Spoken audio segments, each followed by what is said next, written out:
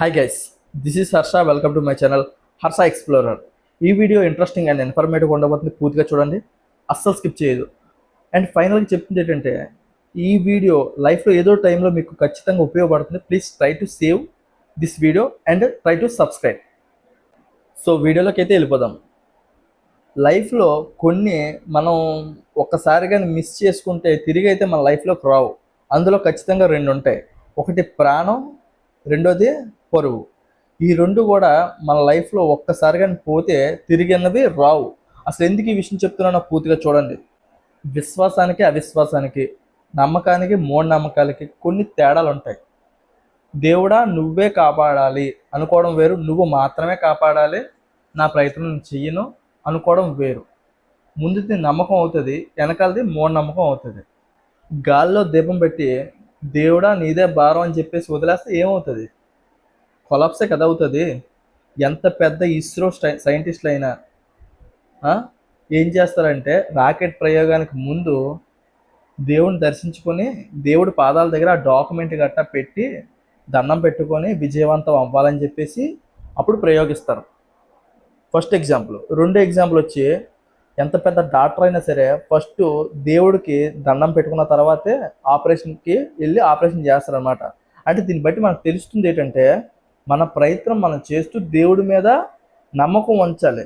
కానీ మన ప్రయత్నం మనం చేయకుండా దేవుడు మాత్రమే చెయ్యాలి అనుకుంటే మనం ఉండేందుకు? సూసైడ్ చేసుకుని చచ్చిపోవచ్చు కదా. మనం అవసరం లేదు. యాక్చువల్గా మొత్తం దేవుడే చేయాలంటే మనం ఎందుకు ఇక్కడ? మన ప్రయత్నం మనం చేస్తూ దానికి సహాయపడమని అర్థించాలి తప్పితే దేవుడే చూసుకుంటాడు అనుకోవడం మాత్రం ఖచ్చితంగా అది మూఢనమ్మకమే అవుతుంది. సో ఇదంతా ఎందుకు చెప్తున్నానో ఇప్పుడు మీకు అర్థమవుతుంది. శ్రీకాకుళం జిల్లాలో ఒక ఫ్యామిలీ ఉంది. వాళ్ళకి ఒక పాప ఉందన్నమాట. పాప పేరు చంద్రిక. తనకి బాగోలేదు, సీరియస్గా ఉంది. ఏం చేస్తారు?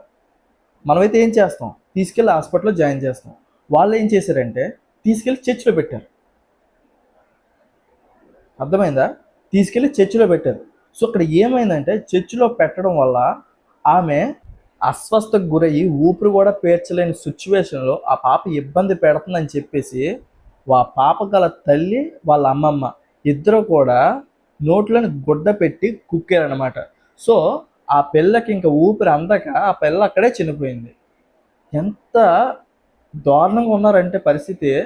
మీకు బాగోలేకపోతే హాస్పిటల్కి తీసుకెళ్ళమ్మా అనేసి చర్చిలోకి తీసుకెళ్తారా ఆ పిల్లనే? మీ వల్ల చనిపోయింది పిల్ల.